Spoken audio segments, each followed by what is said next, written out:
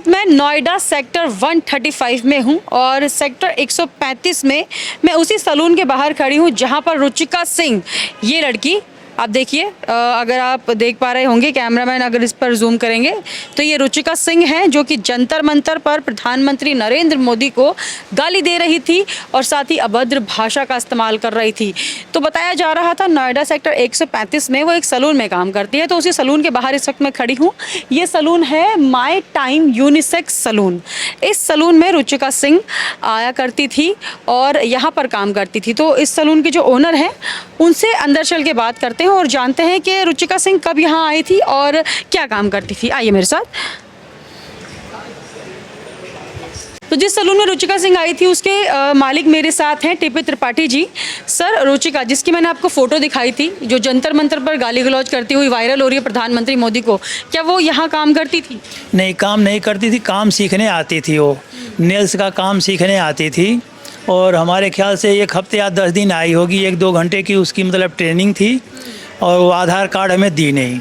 हम उसको आधार कार्ड बार बार मांग रहे थे, आधार कार्ड दी नहीं, इस नियत हमने मना कर दिया। और करीब 1 महीने से ऊपर हो गया, यहाँ आई ही नहीं, न आधार कार्ड लेके आई और न दोबारा काम सीखने आई। अच्छा, दोबारा काम सीखने भी नहीं आई, आधार कार्ड मांगने पर दोबारा आई ही नहीं? आई नहीं। ठीक है, यहाँ पर मैं एक चीज़ आपको बता दूँ, यूपी में योगी आदित्यनाथ के इस पर जो है कार्रवाई करने के बाद नोएडा में रुचिका पर काफ़ी सारी एफआईआर हुई है, जिसके तहत उनको जो है ढूंढा जा रहा है पुलिस के द्वारा। तो सर, योगी का ये कड़ा एक्शन हुआ है उस पर, तब जाकर रुचिका सिंह का नाम सामने आया है और पता लगा है कि वो यहाँ काम करती थी या फिर यहाँ रहती थी। तो क्या कहना चाहेंगे योगी सरकार को, जिन्होंने इस पर योगी सरकार तो बहुत बढ़िया काम कर रहा है, इस पर एक्शन होना भी चाहिए। कोई भी हो, अगर इतना गलत शब्द का प्रयोग कर रहा है, अभद्र टिप्पणी कर रहा है देश के प्रधानमंत्री के खिलाफ, तो कड़ा एक्शन होना चाहिए।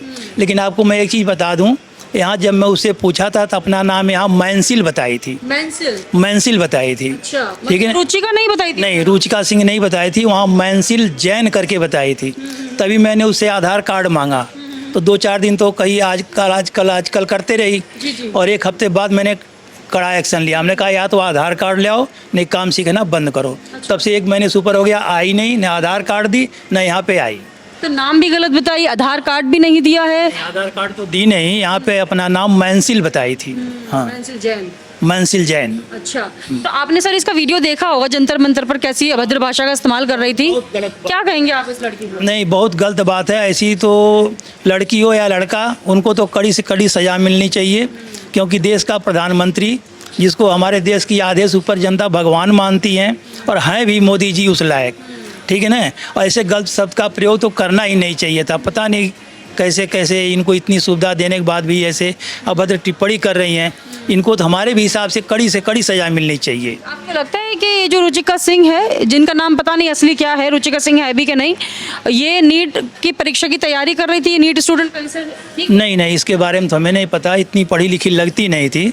बातचीत से हाई स्कूल या मैक्सिमम इंटर, हाई स्कूल ही रही होगी, क्योंकि बातचीत से तो यही पता लग रहा था। और नीट की तैयारी करती तो यहाँ नेल्स का काम सीखने आती नहीं। तो यहाँ क्या काम करी थी? नेल्स आर्ट का काम सीखने आती थी। हाँ। अच्छा, तो सीख चुकी थी यहाँ से? नहीं, अब 10-12 दिन में कोई क्या सीखेगा, कम से कम 3 महीने तो सीखना चाहिए।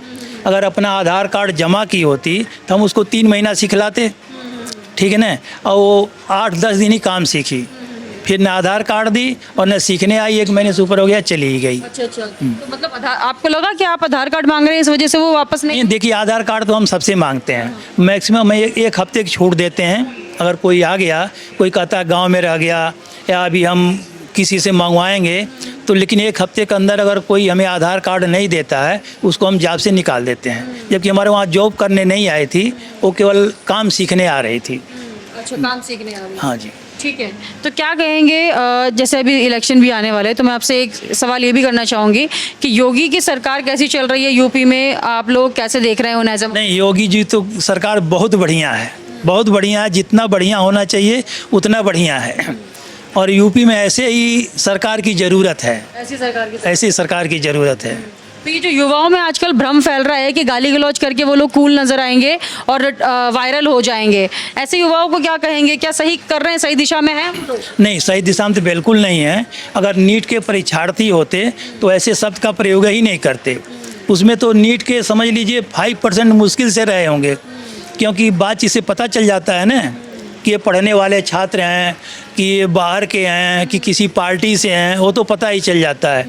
इसमें नीट के छात्र हमारे हिसाब से 5% ही रहे होंगे शायद, 5% मुश्किल से। चलिए ठीक है। तो देखिए ये थे टीपी त्रिपाठी जी, साफ तौर पर कह रहे हैं रुचिका सिंह यहाँ आई थी लेकिन नेल आर्ट का काम सीखने के लिए आई थी, लेकिन वो भी उन्होंने पूरा नहीं सीखा, सिर्फ 8-10 दिन यहाँ पर रही हैं। जब उनसे आधार कार्ड मांगा गया तो वो मना करती रहीं और उन्होंने अपना असली नाम भी नहीं बताया था। यहाँ पर कुछ मेंसल जैन करके उन्होंने अपना नाम बताया था। रुचिका सिंह भी उनका असली नाम है या नहीं ये नहीं पता, क्योंकि सोशल मीडिया पर तो इसी नाम से वायरल हो रही है उनकी फ़ोटो कि इनका नाम रुचिका सिंह है। अभी हम उनके गाँव भी गए थे, वहाँ पर भी जाकर हमने पता करा, लेकिन वहाँ रहती है या नहीं रहती ये भी किसी को नहीं पता है। अभी वो शायद गाजियाबाद में रह रही है।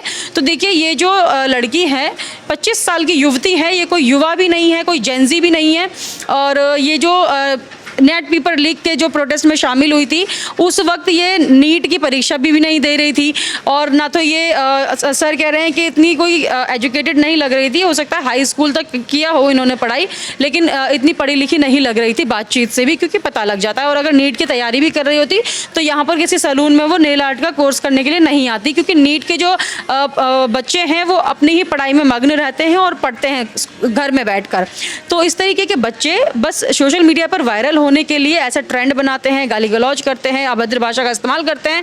जंतर मंतर पर हमने काफ़ी सारे बच्चों को यही करते हुए देखा है, और रुचिका सिंह भी उन्हीं में से एक है। और ऐसी कई लड़कियां वायरल हो रही हैं जो कि प्रधानमंत्री को अभद्र भाषा से ये सोच रही हैं उनको अभद्र भाषा का इस्तेमाल करके हम गाली गलौज करेंगे तो हम वायरल हो जाएंगे, जो कि काफ़ी गलत है। और इसी पर अब कड़ी कार्रवाई हो रही है हर स्टेट में, चाहे वो दिल्ली हो, यूपी हो या फिर कोई अदर स्टेट हो। अब इनको ढूंढ कर इन पर FIR की जा रही है और जनता अपना आक्रोश दिखा रही है।